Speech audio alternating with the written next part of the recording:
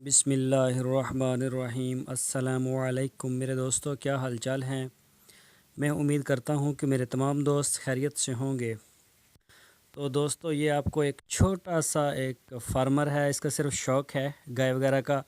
तो ये बाहर इनको चराई के लिए लेके आए हैं। तो ये आप देख सकते हैं सामने गाय के एक ज़ख़म है काफ़ी बड़ा सारा।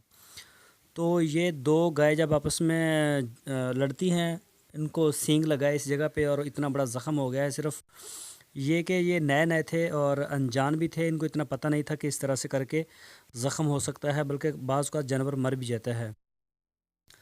तो ये आपको आज दिखाएंगे और सिर्फ ये चराई वाली जो गाय हैं कुछ। तो दोस्तों, अगर आपने अभी तक हमारे चैनल को सब्सक्राइब नहीं किया तो आपसे रिक्वेस्ट है आप हमारे चैनल को सब्सक्राइब लाजमी कर लें और हमारी वीडियो को अपने फेसबुक और व्हाट्सएप में लाजमी शेयर किया करें।